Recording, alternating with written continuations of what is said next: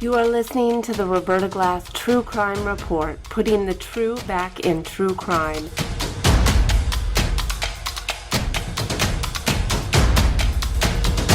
From New York City, Roberta Glass is now on the record.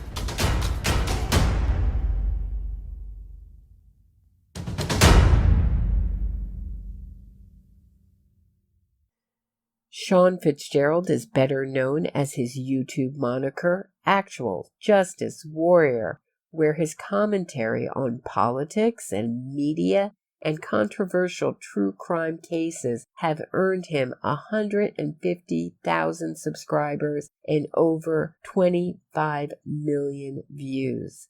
He was kind enough to sit down and talk to me about Paul House Killer, Julius Jones, and the media and the movement that supports him and other convicted killers. Welcome, Sean Fitzgerald.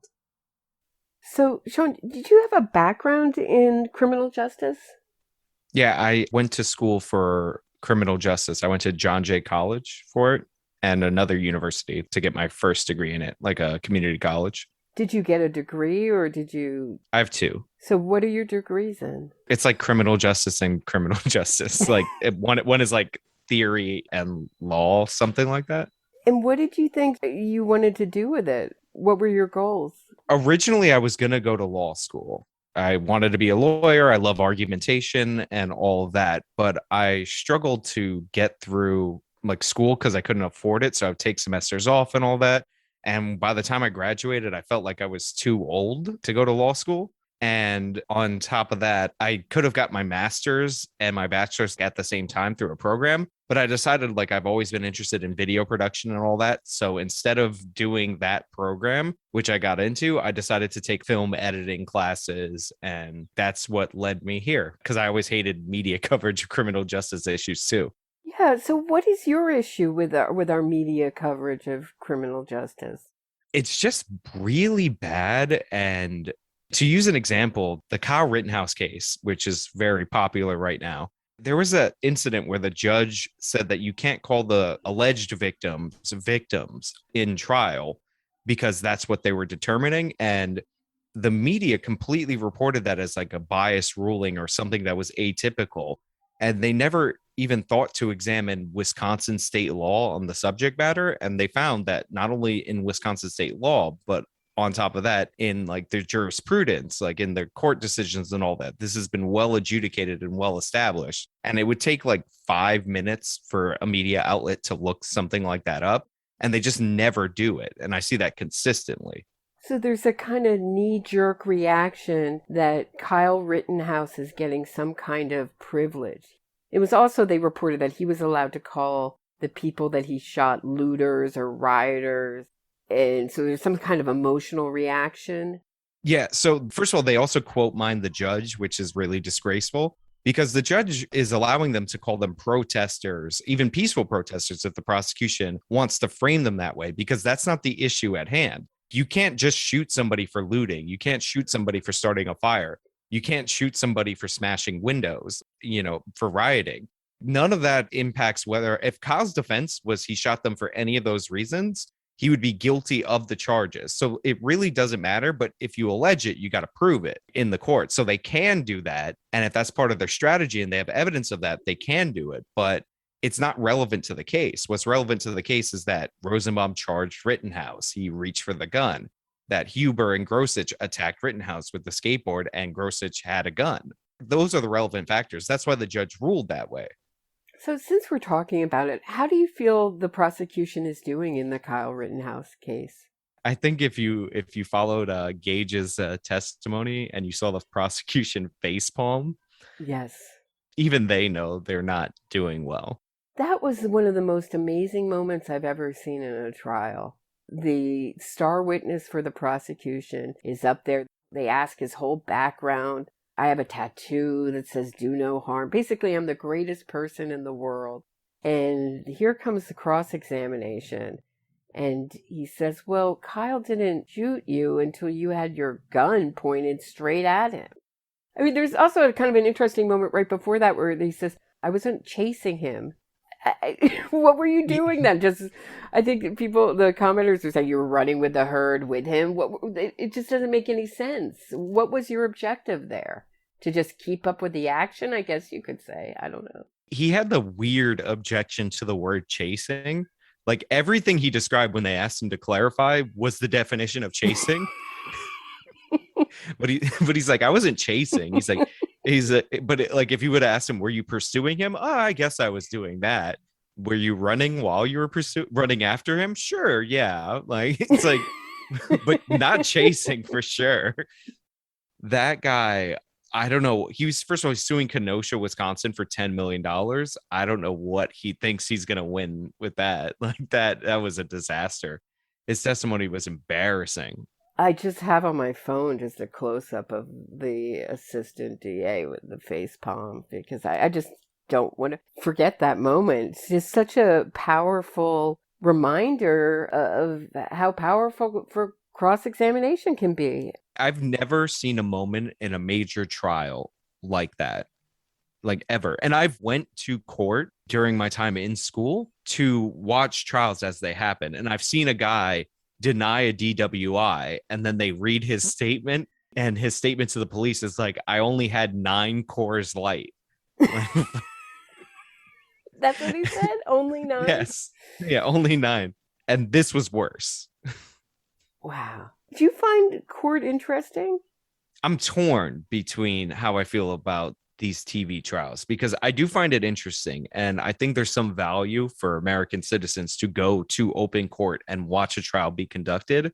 But I don't like the impact of the cameras in the courtroom and how the media covers everything wire to wire.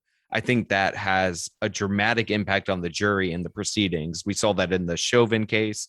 We might see that in the Rittenhouse case. Even the way the judge is like over explaining things like to the press when the jury's not in the room, that's an impact of them misinterpreting his rulings before. So I feel like it kind of damages the process a little bit, but it is fascinating. And I go in person. Yeah, I would have loved to have been in the courtroom for that yesterday. And I've never seen so much video in a case being used. Have you? Even reference to? I mean, I guess we see news reports of like a guy attacking a woman or whatever, and it's caught on surveillance camera, the whole incident. But because there were so many live streamers, because, people were capturing the riot and all that, it's like you can track Kyle for hours without losing anything. And now the FBI released that spy plane footage and the other footage that they had. We have like those missing pieces. It's really amazing. Yeah, it's very interesting. So why do you think that this is such a politically... The people on the left really hate him and the people on the right seem to support Kyle Rittenhouse? Why is this such a politically divisive court case? I think it's because it was at a Black Lives Matter event. And I want to say initially it could have looked like the way the left is framing it, like right winger comes into town, shoots a bunch of Antifa people. This is right wing violence. But I can't even really say that because the original video, which shows him being attacked, the second shooting was released like 25 minutes after the shooting. Like I know one of the guys that uploaded it, Elijah Schaefer, and like over at the Blaze, because he's part of the riot squad. So I want to say it's like maybe the ambiguity led to people already making up their mind, but I really think it's the politics that led to people making up their mind. Because the Antifa shooting in Portland, the one where Michael Reinhold shot Jay Danielson, yes, originally there was ambiguity about who shot who, and the left was like right winger shot, and then they immediately flipped to defending Reinhold. So I think it is it's all about the politics. And we saw with that, I can't remember which station it was, the newscaster is sitting in front of a blaze and he's describing it as a mostly peaceful protest. Yeah, fiery, but mostly peaceful. So there just seems to be so much BS around what happens at what Antifa does. My representative says it doesn't exist. It's a phantom. Biden says it's an idea. And then there's Andy Ngo out there documenting what they do and how they network and how they use these media platforms to network. I think one of the more interesting dichotomies we have going between two groups, because I think it's gaslighting. I don't know. I recently read one of Colin Flaherty's book, and he's very big on documenting black crime or black mob violence, depending on the book. And he calls this pattern denial, deceit, deflection. First, it's not happening. So that's the Antifa doesn't exist. Then it becomes, oh, okay, it has nothing to do with race because he talks about black crime. But in this instance, it's like, oh, it's not the left wing doing it. It has nothing really to do with politics. It's just opportunistic people in the moment. And then the final stage is, well, they kind of deserve it because, in the case of black crime, it's like, look at all the racism. In the case of this, it's like America kind of is fascist. So it's the same pattern and it's really strange. And the race component is actually what we're seeing in cases like the Julius Jones case and all these other ones. Like that's why there's so much attention to make that jump from topic to topic. You did that beautifully. So I'm going to follow that up with, you made a video called Julius Jones is 100% guilty. Why do you believe he's 100% guilty? If you look at the evidence, it's pretty darn clear. Like that's the simplest reason why I do. What do you think the three most clear and convincing evidence against Julius Jones is? Ironically, the three most convincing pieces of evidence are the things that the defense was highlighting in the last defense. So, like, the description for Megan Toby, which is kind of amazing that she was able to notice all that stuff. Like the thing that really catches my eye when I'm reading that is the white t-shirt with the black trim. I couldn't tell you what color the trim was on a shirt that I was wearing, and she was able to spot it after seeing her brother get killed. That's a really interesting thing, just to interrupt you just really quickly about the record, is she talks about what she does and she makes costumes at that time. She was making so she's an artistic person, so she's a visual person. Because I've had the same thought about Megan Toby and myself just as an eyewitness. I would be the perfect eyewitness for the defense. I notice nothing visually in life. Yep. And here she is just nailing it. Honestly, you saying that now, that makes perfect sense. I remember hearing a story from somebody whose parent was a costume designer, and they went in to watch the movie The Sixth Sense. And they get up to go to the bathroom after Bruce Willis gets caught. By the way, spoiler alert for The Sixth Sense. It came out in 1996. Everybody calm down. But she comes back in, sits down, and she taps her son, and she's like, "Oh, Bruce Willis is a ghost. He's wearing the same outfit that he was wearing when he was shot." and the kid's like, "That's when I realized my mom was the smartest woman in the world." And it's like, yeah, if you're into costuming, that's what you would notice. And I had seen The Sixth Sense. I knew Bruce Willis was a ghost, and I didn't realize he was wearing the same exact outfit throughout the whole movie. Good point. Really good point. Yeah. So it's Megan Toby's description, and you got two more. Well, specifically the hair part, exactly what they highlight. Mm-hmm. The fact that she was clearly not talking about hair sticking out like, it was long. She was talking about like hair around the ear, which is literally in the description, which is like sideburn plus the space to your to the top of the skull cap. There's the DNA evidence, which they can play it down, they can misinterpret. I would just say go watch The Last Defense and how much they emphasize in part 3, retesting the bandana, when the odds are 1 in 110 million African Americans. Like that's the odds that it was somebody else besides Julius Jones, and they had to have it, or they had to have access to his bedroom, and the murder weapon is wrapped in it. And the testimony of Presley, his girlfriend, it buries him.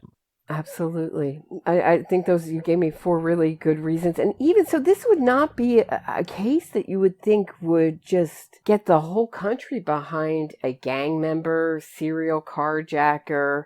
Why do you think that they picked this case? There's the obvious reason, and it's in the documentary, that Julius Jones is a black man that killed a white person. It is a very hot commodity in the media to try to get them off. Like, Devin Tracy emphasizes the illiterati. What do they all have in common? The victims of those people is they're all white people killed by black people. Mm-hmm. But we had John Grant, who was just executed. He killed a white woman, and there was no outrage. He had no PR agency from California. He had funded by California. Just there's not these huge Innocent Project campaigns for him. Do you think it has something to do? I mean, is Devin Tracy onto something? Is it something with his name, Julius Jones, that people remember it because it's alliterated? It's weird because Viola Davis highlighted this in like that Last Defense documentary before Kim Kardashian got involved. But I think Kim Kardashian is actually that dumb. Like she's actually that weird that she's like, I have an alliterated name. Let me help people with alliterated names. Because it's like hard to not notice that pattern. It's interesting, yeah. One of the really interesting parts of the record is just right when the prosecutor, Sandra Elliott, is about 5 minutes into her opening statement, she starts crying. And David Mackenzie, Julius Jones's lawyer, objects and tries to get a mistrial and says, I understand, Judge, this is a really sad case. I cried myself reading the transcripts to the preliminary hearing. I mean, this case is so sad. We have a father bringing his kids for school supplies and ice cream and for over a car, over nothing that he would have happily given to Julius Jones. Why do you think that the public is able to overlook this deep tragedy and the Howe family's loss? To point out like the sadness, like I've been getting more emotional as I've been going through the case, which is something that's atypical for me. But when I was in Texas recently, this past weekend, I actually drove by that restaurant. It's called like Brahms. Mm-hmm. I've never heard of it, the ice cream shop. And I saw the sign and I started to get like emotional because like that's clearly a regional thing. And I've never seen one before, but it's like one thing for you to see it in text and on a transcript. It's another thing for you to like confront it. And it's like a very nice, like family oriented place. And that's where Jones and Christopher Jordan picked out Paul Howe before Jones ultimately murdered Howe in front of his family. So I think they overlook that. And I think the fact that Megan Toby, like her last name is Toby and not Howe, allows people to kind of disassociate that that is actually the sister that they're smearing and they're questioning because it doesn't have the same name attachment. And a lot of people don't, they get caught up in this whole thing. Like I was watching Rachel Howe's testimony and she was talking about interacting with a Justice for Julius supporter who read the transcripts and changed their position. And what that person that she was talking to described is that they got caught up in it. They wanted to fight injustice. They thought the wrong man was going to be executed. And there's like an element of, I can help save this person if I just do my part. So I think that overlooks the sadness and the sympathetic portrayal of Jones by his family over, de-emphasizes the sadness of what happened to the victim. Also, if you pull up James Corden and you never mention Paul Howe by name, then that helps shift the sympathy and direct it to Julius Jones. Yeah, this is a really interesting part of all innocence fraud campaigns,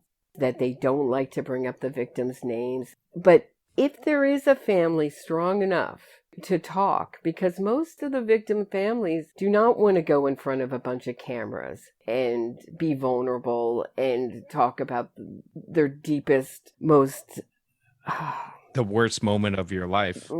Yeah, thank you. Yeah, the worst moment of their life. But you have the Howe family talking, and they have been viciously attacked, but you never see the Innocence Project say, hey guys, we hear that some people are going after the Howe family. Lay off. Never. Yeah.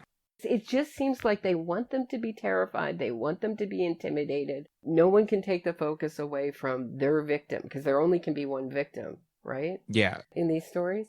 Yeah, definitely they don't want to call out their activists for their bad behavior. But I think the Howe family stepping up has the Innocence Project lawyers, or the Arizona lawyers. I don't know if they're technically exactly the same because it's an Innocence Project campaign, but, he has his own lawyers that could just be contracted out or whatever. They're disturbed by that because they brought out Paul Howe's alleged girlfriend to like absorb some of that sympathy for the side that lost somebody, because I think the counter campaign is actually hitting them, because every time I watch a video on Julius Jones, and a lot of them get completely ratioed into the ground, but even the ones that don't are filled with comments saying DNA matched him. Eyewitness testimony did describe him. Like they're feeling pushback that I don't think they were expecting, and I don't think they felt for years representing Jones. I hear they're very angry at you, Sean, for making your videos and for them being as popular as they are. And I don't think they were expecting this pushback at the last minute. And the Howes are fantastic advocates for Paul Howe. Connie Ellison, who said she was Paul Howe's girlfriend, she wasn't. She's someone Paul Howe knew at AA, and she involved herself with the family after his death. But she says she went to the trial. Now she has doubts almost 2 decades later. Really reminded me of Alicia Slater in the Rodney Reed case. And you said some really interesting things about Alicia Slater and her body language. What about her body language caused alarm for you? I do want to come back to them being angry at me and what you've heard, because I've not heard this, but Alicia Slater goes first. So Alicia Slater is a woman that worked with Stacey Stites in the HEB, the store, which, by the way, I also saw down south. It's very weird because none of these stores exist where I live. And then to go there and notice them all on a single trip was very, makes it more real. So at the time of Stites' murder, Jimmy Fennell was the only suspect for 11 months, but they didn't really have enough evidence to build a case against him because he didn't do it. So HEB offered a $50,000 reward for anybody who had any information that could lead to an arrest in the case. Now, allegedly, this woman knew that Stacey was having an affair, very relevant information, but didn't say anything, not even for $50,000 in small town, very rural Texas, where this money would have went a long way. 20 years later, she comes forward and she describes a conversation that she had with Stacey Stites that did not happen. Like, no human beings ever talk like this. It's really, everything about it is a giant red flag. Her body language, the fact that she centers herself as this almost like a hero. Like, she literally says, to think like little old me could save a man's life. Like, of course I saw it. And and it's like the classic body language tells where she's saying, oh, it's 100% true, but she's clearly nodding her head no. And I'm not a body language expert. I am an amateur at this. I would love for the body language experts to analyze her interview. You know, the channel that I'm referring to where there's 4 of them. Behavior panel. Yeah. Yeah, it has all the red flags. The conversation is insane. It never happened. She says that she noticed her engagement ring. This is supposedly her close friend. And she just noticed her engagement ring and asked her how things were going. And Stacey replies, not very well. I'm sleeping with a black man named Rodney. And if Jimmy finds out, he'll kill me. You really stick on that. Can you articulate what you find so ridiculous about that, those sentences? If you're close friends with her, you wouldn't notice her engagement ring. You would know. In fact, Stacey worked the late shift at HEB to save up for her wedding. Everybody knew that. But this girl's like, I noticed this. It was a really weird question about like how she felt about her engagement. Very specific. Again, too specific. And then she just responds, I'm sleeping with a black man named Rodney. Like, if they were close and she was like, I was having an affair or something like that, then that's one thing. But it's like the exact information that had she given it to the police, she would have made 50 grand instantly. She can only give 17, whatever amount of years later when it's all out in the public. This is like the definition of those people who involve themselves in a case. I forgot what the term is for it, for attention. Mm-hmm. And they only have media reports. This is why they hold back information from the media so that they can find the perpetrator actually identifying, you know, who actually has new information.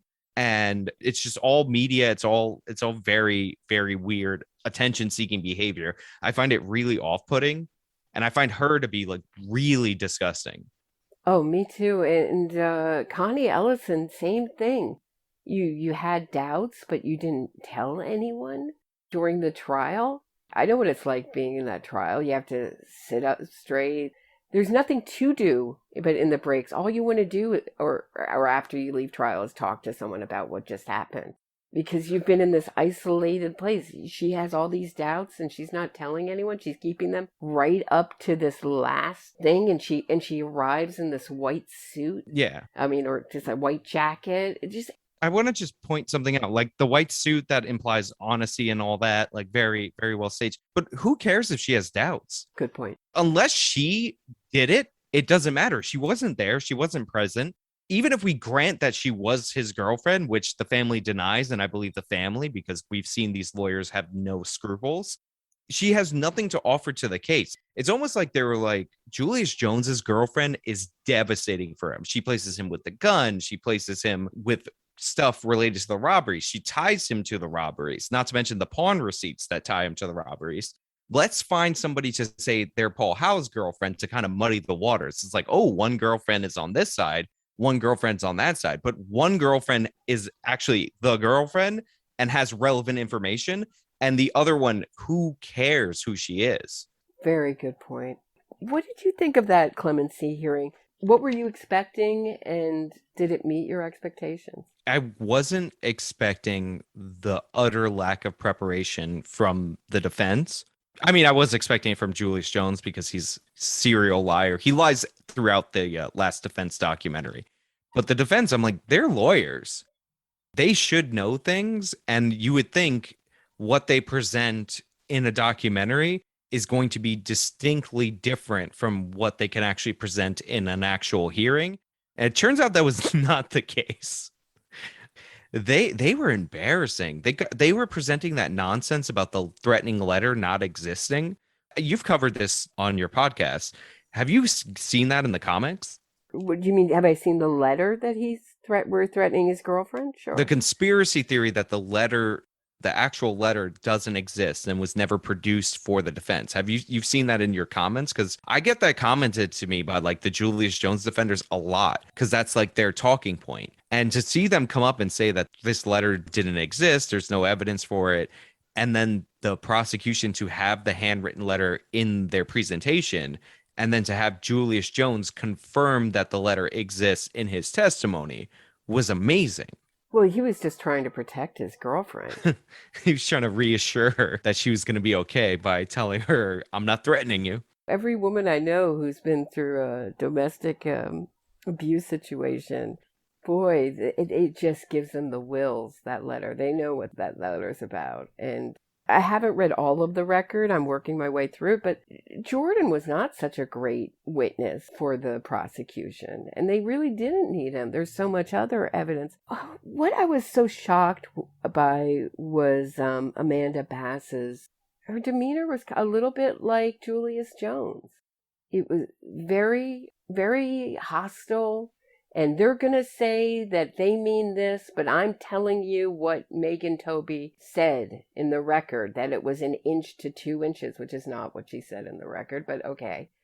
It was like, I'm going to force my will. I'm going to make this the truth. It was very strange. When she was like, Rachel Howe was a child, with all due respect, she didn't see anything. It was like, whoa. I don't think that's the attitude that you want to be throwing. But yeah, they did have a bad attitude, and she did specifically. I think after being flagellated by like the media and everybody that you talk to, and knowing that the pardon and parole board is on your side, you develop like a false air of confidence. And that's really what we saw on display by his attorneys.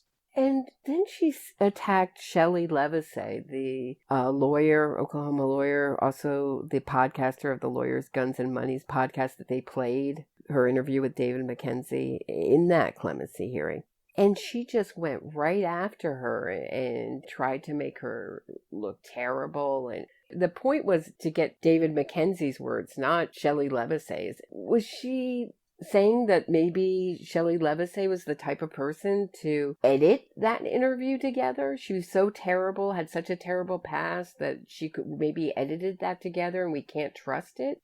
Or was she saying that anybody, any podcaster, any YouTuber who goes against our narrative, watch out, because we'll go into your past and dig out dirt? I think it was a shot at her to intimidate her for sure. But I also think it's been a part of their strategy the whole time. One of the things that I've really taken to emphasizing in my later videos on Jones is the segments in the beginning of The Last Defense Part 1 about how Edmond is this white suburb, how white flight in the 60s occurred here, and how there's a fear of black criminals coming into the area and killing white people in this white suburb, and how like it's kind of racist in Edmond. This was emphasized in that Mile Higher podcast, where the guy's like, I've been to Oklahoma. Edmond's super racist. And it's ridiculous because their assertion is that it was Chris Jordan, the other black guy, that did it. So if saying that a black guy coming to Edmond and murdering a white person is racist for a car, that's literally what both sides are saying. They're just disagreeing on which black guy it was. So I think their attempt is to like use a smear. It's kind of like farting in a room.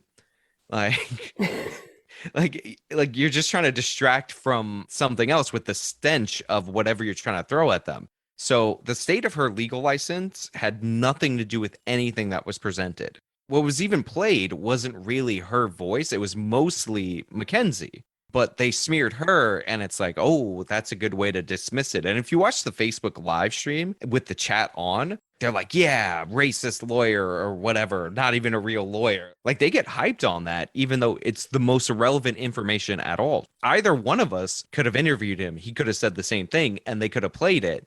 And like, what would they have said? These people are not lawyers. Who cares? The lawyer for Jones is what's relevant there. So it was like a weird sideswipe. Yeah, and she is she is a practicing lawyer, so it's not even true. Anyway, so this gamble that they made with the DNA and Jones, had it come out, we see this with the Kevin Cooper case, we see this with Rodney Reed. They take a gamble and they hope that maybe it'll come back. Had this bandana come back with a partial or no DNA at all, would Jones be out walking, and would we call this a wrongful conviction? Yeah, probably. If Jones's DNA degraded more and we had a small profile from Jordan, or even if they had a little bit of Jordan's DNA, they would have said that they planted it or anything. But I don't think he would have walked if nothing could have been found. They would have needed an alternate profile in order to get somebody to walk. But to me, it's like there's a lot of people that are like, why would Jones say test this if it would prove him more guilty if he knew for a fact that he wore it? It's like, well, he's on death row. Like those are his options. You know, it's delay and get the test and hopefully it comes out in your favor. But I think the DNA was actually worsened by the pardon and parole hearing because Jones denied wearing bandanas, period. And it's like your DNA is on that bandana indisputably. And there's no explanation for it because it was like there was saliva, but the saliva was too degraded to be tested. And I think they found like skin cells or like that contact DNA, like touch DNA on it. And there's no way Christopher Jordan, you know, this dumbass whose nickname is Westside, would have been able to plant a DNA they couldn't test for in 1999, one day after the crime, and then remove his own contact DNA. So I get why they did it. And I agreed with them granting the testing. But the hope was that somebody else's DNA would be on it. I have an episode on, I think it's Johnny Lee Gates.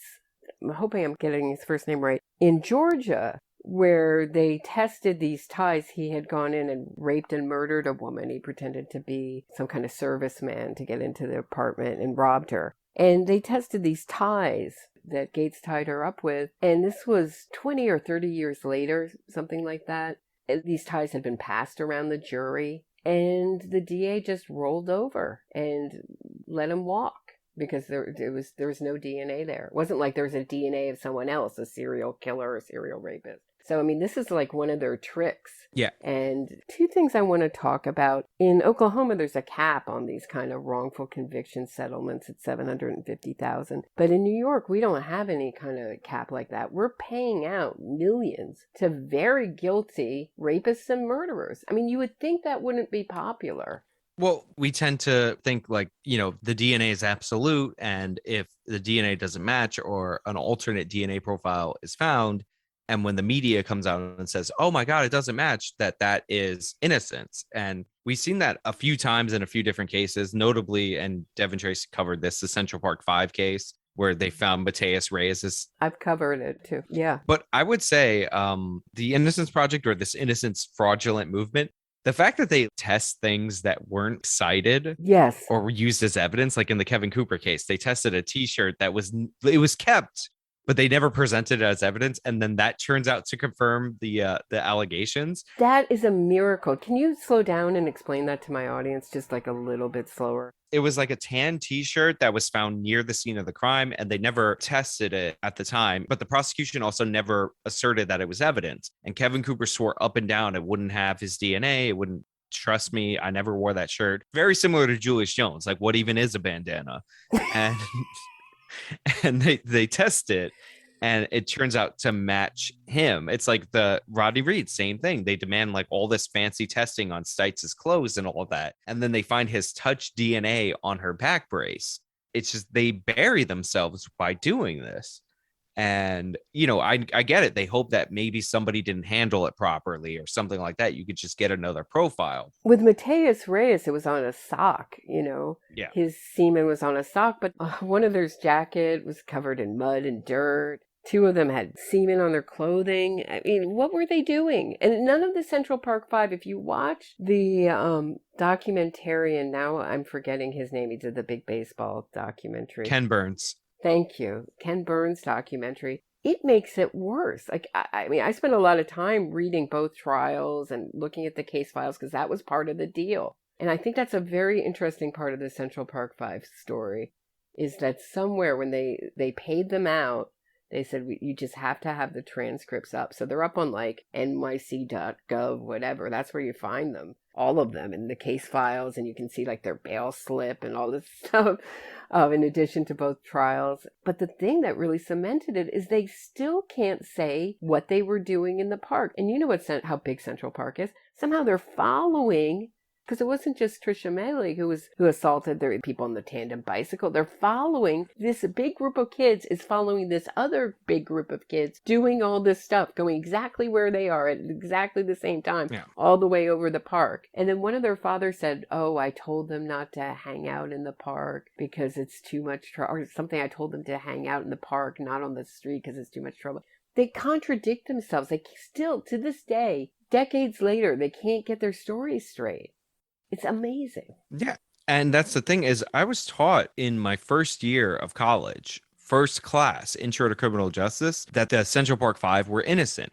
We saw the Ken Burns documentary and it's very compelling and all that. But what people don't realize in that case is there's something like 30 witnesses that place them there. Yes. There's other victims that were assaulted by these people. And one of the kids is like well over 6 feet tall. Like you can't mistake him for another kid.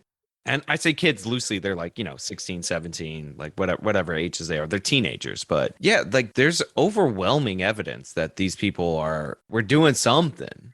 Well, all their friends' stories, they're all saying the same thing. We went to rob joggers and bicyclists. That's what we were doing in the park. But now they don't know what they were doing. They were just like sniffing the injustice through the air and listening to Public Enemy, according to Ava DuVernay. Have you seen When They See Us? Did you watch it? I actually haven't watched When They See Us. I've seen clips and I've seen side by side clips of their reenactment of events versus like what actually happened in the video, and those are hilarious. But Linda Fairstein should be a real hero to all women. I mean, she changed the way rape cases were investigated in New York. She was a real advocate for women. And now they've just stripped her of everything, her publisher, her charity. And then you have John Jay College, your college, giving the Innocence Project award. Mia Farrow gave them an award in 2010. So why does the Innocence Project have this great reputation? I mean, shouldn't have All Story Simon and Anthony Porter case where they framed an innocent man in order to get a guilty one out and end the death penalty in Illinois? Shouldn't that ended them? I mean, then now you look at Julius Jones. I mean, shouldn't this campaign kind of end them? I mean, how does this go on and with such a good reputation? It's a good name. They obviously have deep media connections. I mean, really, a lot of it is in the marketing. I was talking to Jack Pozobic about this. And by the way, he's taken on the Julius Jones case after one conversation, and he's helped me maximize the reach of clips on Twitter and all that. Great guy when it comes to this. And he was dead on about Rodney Reed independently of anybody else like telling him or anything like that. He's been looking for like a good name for a counter organization because he's like, trust me, the name is really important. So the Innocence Project has that credibility because of their name. and because of their media arm, and because they also had a bunch of cases that were like rape and murders. And we knew for a fact that the person who left semen at the scene of the crime was the murderer. So they get a bunch of that tested, and then they're like, oh, look, we found a few very easy to overturn convictions. So, like, look at how good they are. And then they bolster their statistics with other things. Like, I forget how many times they say they exonerated somebody because it always changes depending on their sources. Last I heard it was 350, but I don't know if they're just talking about the national, not state by state. It just seems like they're constantly freeing people. Yeah, so that's about what I heard, around the 2 to 300 range. But I've heard people say something like 4,000 or 5,000. I'm like, are people giving them credit for all overturned convictions? Or it's weird how they count. There's nobody monitoring that. We'll just say that. But yeah, so they got some easy ones under their belt, and now they're taking on all these other ones. And the thing is like, people don't realize the Innocence Project is really an anti-death penalty organization. They're way more likely to take your case, even if it's crappy, if you're up for death row, than they are if you're actually a shaky conviction, but you got life. Because death penalty cases get a lot of attention, and they're fundamentally anti the death penalty. If you talk to these person to the man, they'll say, we should get rid of the death penalty. Well, they're also anti-incarceration too. They don't feel that people should do. They want to do kind of like the sentences they have in some European countries, like 20, 30 years for no matter what, max. But they don't want to make the prisons better. But they'll say it's slavery, just like Adam Luck on the Pardon and Parole Board. They don't like the man. They want to keep passing laws that are very favorable to defendants. And everything is a balance. Like, I don't think either one of us would say, we don't think that Julius Jones, we don't want him to have a defense attorney. We just don't want anybody who murders anyone to have a defense. But it just seems like they want to throw everything off balance. And one of the ways they do it is with these DAs. You talked about Chesa Boudin in San Francisco. We have Kimberly Fox in Chicago. Larry Krasner in Philadelphia. I know I'm probably missing Gascon in L.A. And with Larry Krasner, I know that 70% of his money came from out of state. Yeah. So it's just like Julius Jones. These kind of movements are funding these DAs that just don't want to try anyone. I mean, they're investigating the L.A. DA because he doesn't want to charge anyone or try anyone.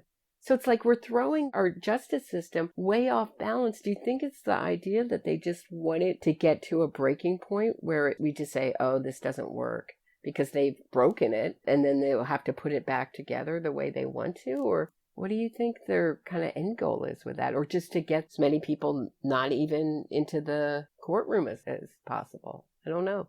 It's almost like the cartoonish version of what the right wing would say about the left is real, that they're not in favor of anybody going to prison, even for murders. There's a DA in St. Louis.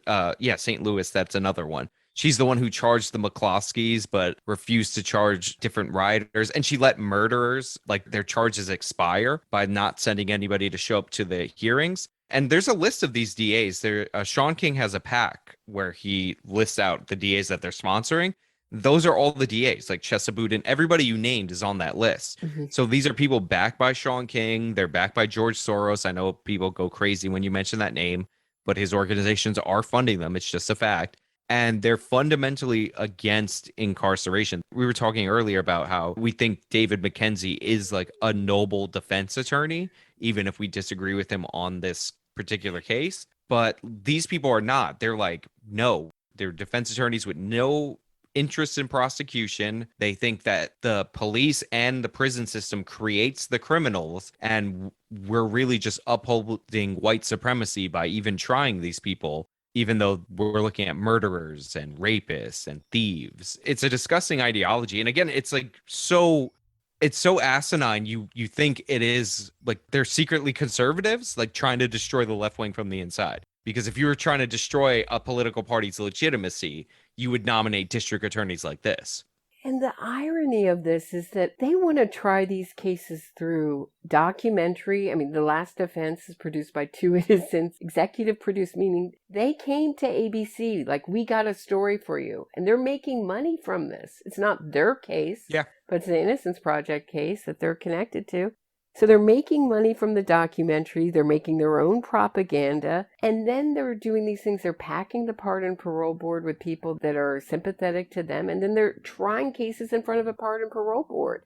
I mean, just talking about Julius Jones, because it was turned down 13 times by the appellate courts. Jury convicted him. I mean, that's not justice. Yeah. That's just ramming it through our way. If you tried to convict somebody through documentary, they would be calling foul and, screaming at the top of their lungs that it wasn't fair. Yeah. If you made some video and just like, well, I'm just going to put together my own facts that aren't really facts, they're lies, but I want the public to believe them on someone and hope that he gets convicted and tried or whatever. I don't even know. We'll just try him by this documentary. It's almost like the next level in entertainment. It's like converting a movie into a video game, because true crime is extremely popular. It's a huge genre. That's one of the reasons why the first video I framed it against a true crime podcast, because, it gets a ton of attention. Also, my girlfriend had heard of their podcast, so it was fun for me to just take apart them as if they were regular political contributors. And that's the Mile Higher podcast. They did a terrible job. They should take that video down or produce a retraction and stop deleting comments. But true crime was really popular, and you learn about these cases and you get interested in them. But you're like observing these cases. You're watching them like a movie. But now it's gone to the next level where it's like, oh, not only is this a popular, interesting case, but here's a way you can engage with it because it's an injustice and you can get people out. So people are like role playing as like these heroes that are fighting against the system. So I think this might have been the logical next step. And there's been moments in documentaries and series like this before. The whole Making a Murderer thing on Netflix, the Stephen Avery case, Yes. By the way, 100% guilty. Oh, yeah. I was one of the first people out there screaming about that. And that documentary is also produced by the Innocence Project. So that was like their beta test. What? Yeah, that took the nation by storm. I did not know that. Yeah, same people behind it. And there's like DNA that could not have been planted. It's like sweat DNA. Yeah. And a whole bunch of other things. There's actually a guy, you should reach out to him. I don't know his name at the moment, but he wrote a book about how Stephen Avery was framed for rape. And I believe that book helped get him out of prison. And they asked him to write another book about how Stephen Avery, He's back, yeah. Yeah, how he was innocent. And he goes through the case and he wrote a book about how Stephen Avery's insanely guilty. And it's amazing. Yeah, it's that whole saga is crazy, but his supporters are some of the scariest supporters. And now Kathleen Zellner, who got Ryan Ferguson out, is another guilty guy, another guilty murderer, in my opinion, is taking up his case for fame and attention, really. I mean, it's too many things against him. I mean, to be fair, like he did get wrongfully convicted of a rape. So I think you should get a credit. Like he should have got 10 years before they sent him to prison for the murder, right? That's how our system should work, right? Right. So another case you've covered is Cyntoia Brown. Yes. People would get mad at me because I would make those videos and I would say, listen, she's 100% guilty. She shot this man in the back of the head while he slept. And the fact that they're framing him as like her pimp or as an attacker against him, because, they would play clips of her talking about her pimp, which was her boyfriend, by the way, abusing her. Then they would cut to images of him. I thought that was disgusting and disgraceful, but she got like 53 years in prison at age 16. And murderers tend to get out after 13 years. But we can talk about how her appeals are just an example of how BS the system is too. Well, it started with a documentary with her too, and then here she is. She's wearing pigtails to court and really playing up her youth. And I was thinking about Kyle Rittenhouse. Why isn't anyone on the left saying he was only 17, his brain wasn't developed, Yeah, they don't care. But the Cyntoia Brown appeal thing, I just want to get into it because have you read through her appeals? Yes, I have. Do you remember the fetal alcohol syndrome one? Yes, they threw everything at the wall to see what stuck. What I love about that appeal is that they were basically making the argument that Cyntoia Brown was incapable of understanding the crime, which would make her, and the technical term for this is developmentally retarded, right? Yeah. That was the argument of that appeal. In a later appeal and request for clemency, they were talking about how she got her master's degree and she was so smart. If that doesn't tell you the craziness of our appeal system, it's really just throw whatever at the wall and see what sticks. I don't know what does. This is wild. So, what do you think celebrities like Kim Kardashian, I know that these are all different people, but James Corden, Mandy Patinkin, what are they getting out of advocating for someone like Julius Jones? And even now, Joe Rogan, he just interviewed Amanda Knox, and he's had Jason Flom on, whose money started the Innocence Project, he claims, and he's gonna have more people on who've been wrongfully convicted, which means like whatever the Innocence Project tells me, I'll just repeat and accept. Yeah. So I mean, what are they getting out of this? I think people genuinely want to do good. And for celebrities, a lot of them aren't paying too much attention to the case or whatever. And they get told about it by a producer that's like a young activist. Because remember, 6 million people signed the Julius Jones petition. There's no exonerating evidence. There's no case there. It's actually laughable. But 6 million people signed it because there was a documentary. So, and celebrities get praised for it. I think they get approached by these organizations. Like I've heard celebrities talk about how they were criticized years later for pitching something that like turned out to be a cult or whatever. And they're like, listen, they approached me through my agent. My agent says that they verified it and I thought it was perfectly cool. And there's like no consequences for being wrong.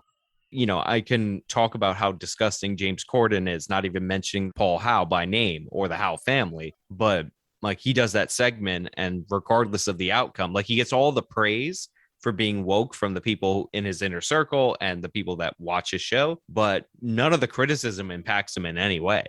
It's just wild. And Viacom, I mean, I wrote them an angry email. Why would they let their airwaves be used? You wouldn't think that that would be a good look. I mean, they're so sensitive about what they have on their airwaves, but it's okay to advocate for a murderer as long as you use the word innocent.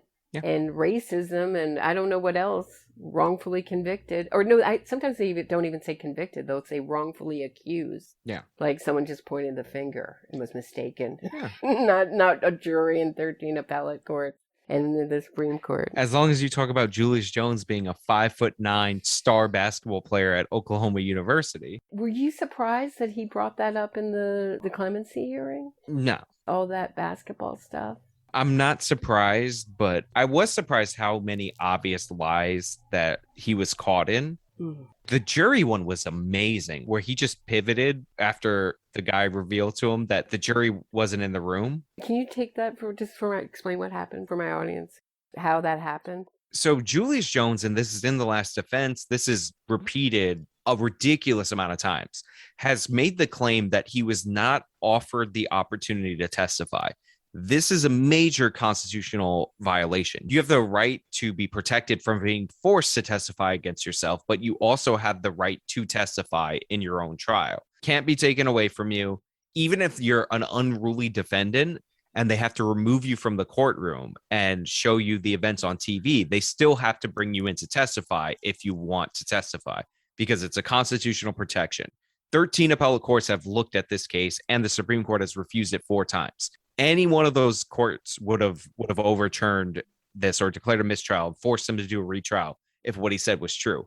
On a single page of the transcript, he's asked if he understands and he's making a conscious decision to testify about 4 or 5 times. And he says, yes, I get it. I'm choosing to not testify. So in the hearing, they tell him, and he reads him his whole like statement on this matter. And he says, oh, well, okay, I did say I didn't want to testify, but that's because my lawyer told me not to show too much emotion in front of the jury. And I was afraid of how they would react. So it turns out in the state of Oklahoma, they don't allow the jury to observe those hearings. And Julius Jones's lawyers, being from Arizona, didn't know that. So they actually protect the defendant from negative perceptions of the jury when they decide not to testify. So Jones didn't know that because he was lying. Like, he didn't remember it, right? Because he's been telling this story for so long. So they ask him, so he tells them the jury's not there. And Jones starts arguing with him.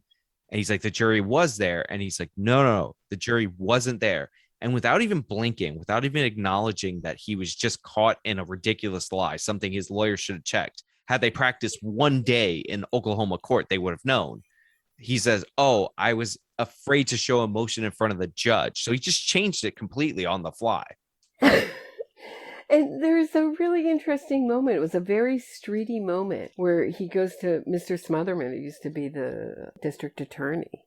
Sort of like, I'm telling you, it happened. No, it was in front of, like, you're going to believe me. Are you calling me a liar? I'm telling you this happened. And Mr. Smotherman is like, I'm not going to accept your lies. And then he gets pushed, and then he just changes it like, oh, you didn't understand what I was really saying. Didn't want to show emotion in front of the judge. It was just such a street maneuver there. It was such a fascinating thing to watch. It was like he got caught cheating on his girlfriend, but not really. Like he was texting her and he's like, I never texted her. I never texted her. I never texted her. And then his girlfriend shows him his text messages. And without even a hint of like retraction, he was like, I never called her. Like he just changes the story on the fly and just tries to gaslight the jury, like everybody who's watching. And I think it's because he has not been challenged in 20 years. Like he's never taken the stand. By the way, he showed why David McKenzie was wise to not put him on the stand because he was throwing attitude at this hearing. And that was ridiculous. You're supposed to be clemency's. I'm asking for mercy. And he had, basically FU stamped on his forehead.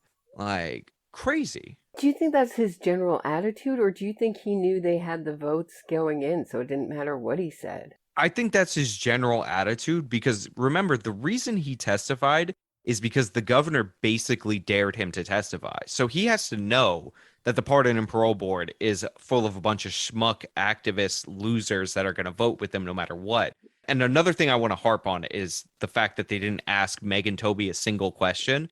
Their whole case is allegedly about the description that Megan Tobey gave.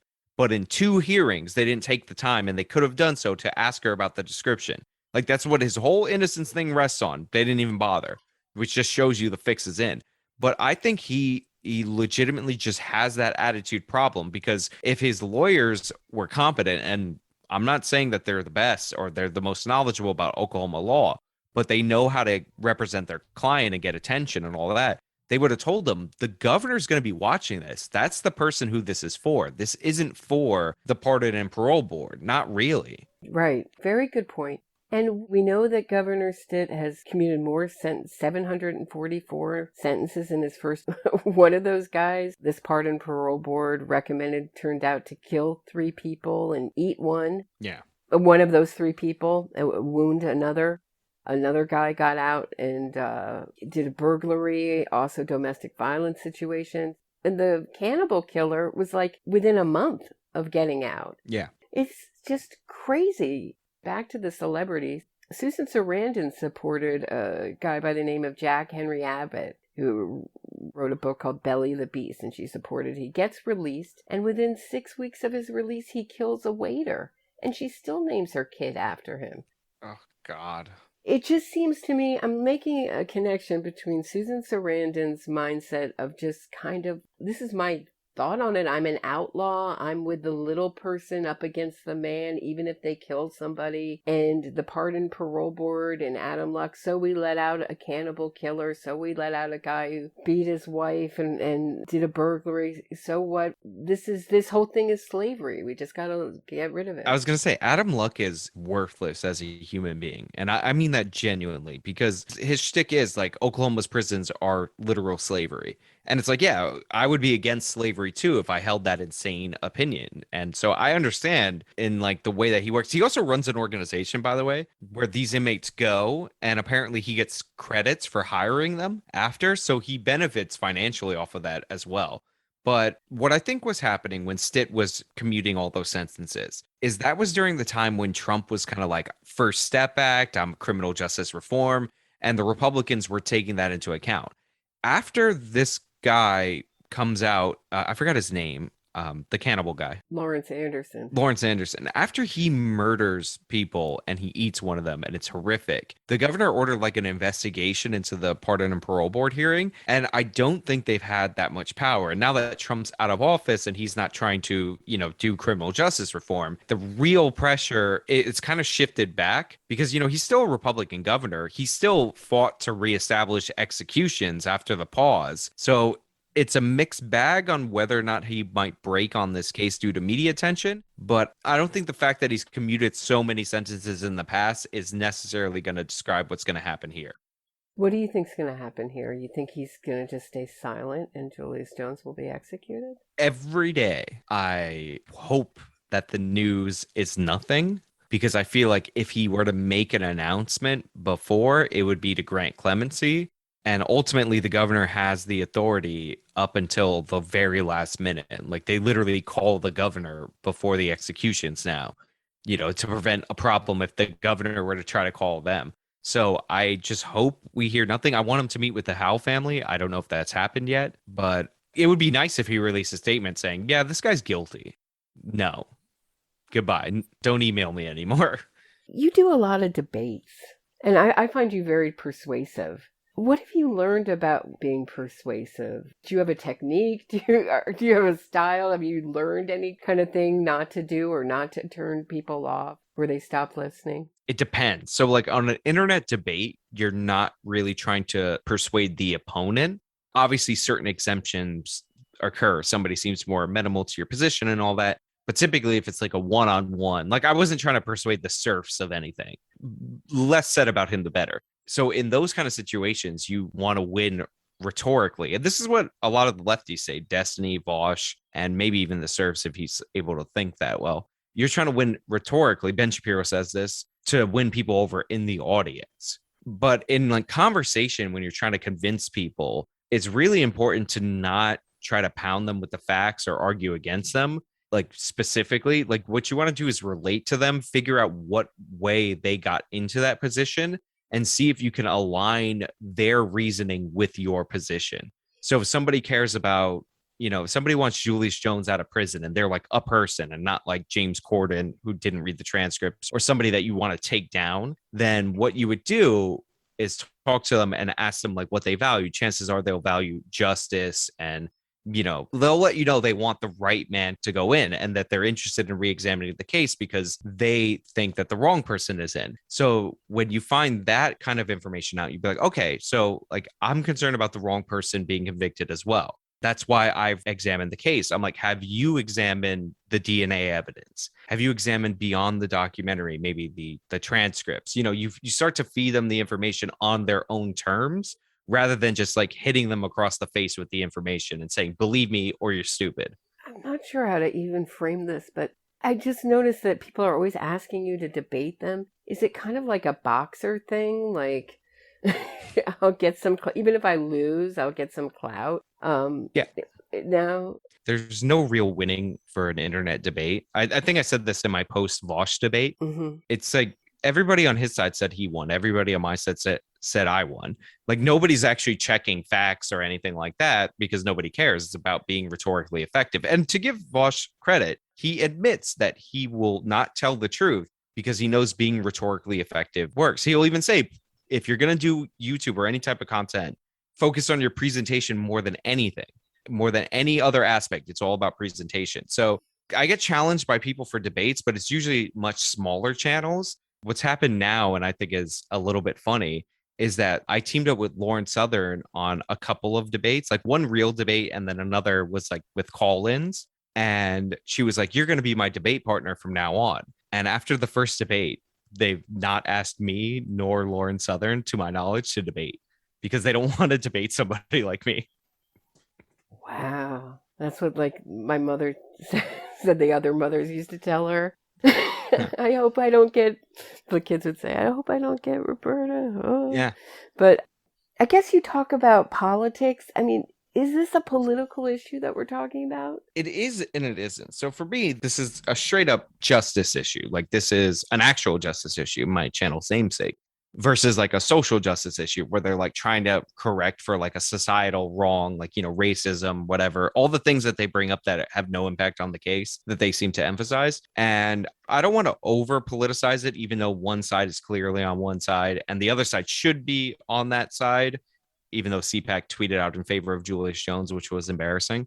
But for me, it's like, it's personal. Like the Howe family has reached out. and they've like thanked me. They sent me and Devin one of the nicest things I've ever seen. They said that we gave them the strength to come forward, which, like I've never gotten a compliment. I'd been so honored by something like that. So it's become more personal than anything, but it's one of those things that's like unfortunately political, I would say, if that makes sense. Yeah, I think this is. I mean, as someone who grew up in a very left wing family, this is really a value of the left. I'm saying there can be people on both sides, and definitely there's Republicans passing very, just like Governor Stitt did. They passed that anti-snitch law, but it seems to be a value on the left that the idea that our justice system is inherently unfair, and without any kind of specifics, it's just kind of like a broad stroke. Yeah. They just paint it with a broad stroke that it's bad. The thing is that I was actually wrongfully arrested as a child at age 12 for a crime that was like ridiculous that I was even charged with. And they pushed it all the way to the trial portion. And, I was found not guilty, thankfully. So I'm very sympathetic to people who have been wrongfully accused, wrongfully arrested. That's why I look into these cases so much, because like I want to know if this person, like if I would have looked into the Jones case and I would have found that what they said in the last defense was true, I would be making pro Jones videos. Me too. Me too. I mean, you're always hoping that I mean, as much, I'm not, as much as, the others, and also the alternative is so depressing that there's a whole country with organizations devoting millions of dollars. Our media isn't reporting the facts for a killer. The opposite would be much uplifting. Yeah. If Jones were wrongfully convicted. What were you arrested? Do you have time to tell it? I don't want to keep you too long. Oh, sure. So when I was 12 years old, I walk out of school one day and the police are blocking every single entrance to my school. And it was funny because they were like pointing at me, like students, like pointing me out to the cops. So I try to do that trick where you turn around and you start pointing at somebody behind you, like join the pointers, even though they were like, "Are you Sean Fitzgerald?" So I try to get around that. And what ended up happening was I was arrested for assault and robbery, and I was facing 6 felonies, 6 misdemeanors. And if convicted, I would have been in juvenile detention till I was 21. So I neither assaulted nor robbed anyone, to make that clear. But what happened is that there were some kids that were robbing other kids in the school. And I knew one of the kids that like he lost his Metro card because, they give you those like full fare Metro cards and sometimes kids steal them. Sure. And so he called his brother to come and, fight this guy, because they robbed him. His brother shows up and it's a big event. There's 300 people there. It's a fight. This is the guy that hit the guy and then took the money, but he took money back. He didn't rob him in excess of what was stolen, right? Mm-hmm. I was there and I don't know what happened to this day. I still don't understand it, but I'm there with 300 something kids. Somebody identifies me by name and the police show up, and they probably should have called me in as a witness because I witnessed this happen. But for some reason, they said I was the perpetrator. Now, the alleged victims in this case, I was 12, remember, Tamir was 12, I was 12, were 8 to 10 kids aged 14 to 16 years old. But just physically, a 12-year-old is not going to rob a group of 14 to 16-year-olds. But this went to trial, and the prosecution never met with me. That's very unusual in a juvenile case. And I found out from a dean at my school the reason why. It's because when I was arrested, that group of kids, the 8 to 10, 14 to 16-year-olds, they were doing robberies. A lot of kids got robbed, and those kids would tell their parents. So their parents would tell the school. So when somebody was arrested finally for robbery, they called the parents and told them that they got the person. So the parents called the district attorney and basically told them they wanted me to fry. So I was treated like public enemy number one by this district attorney, didn't even meet to negotiate a deal or anything like that. And I knew I was in a lot of trouble when the guy admitted on the stand that I neither hit him nor robbed him. And I thought I was going to get off. I thought I was going to go free. But the district attorney changed the charges to attempted robbery and attempted assault, felonies, 3 felonies each. And they all carried the same sentence and just continued on with the trial. Oh, Yeah. what a nightmare story. Yeah. Where's your documentary, I Sean? I know. Well, there's lots of like other things. Like my mother had to pay for a lawyer, and the fee was for 5 appearances. So the prosecutor was like trying to extend the trial to use up all the appearances because then she would have to pay more. Like there was like really nasty stuff. And then when they realized they weren't going to get a conviction, they offered me a plea deal, which normally in juvenile cases they offer right away. And the plea deal that they offered me was like probation until I was like 16 years old. And by that time I was 13. And I didn't take that. Like I refused it personally as a kid. I was like, no, we're winning this. Good for you. Good for you. Oh, there's so much more I'd love to talk to you about. I hope you come back, Sean. Of course So I we can will. talk some more. Sean Fitzgerald, thanks so much. Thank you for having me.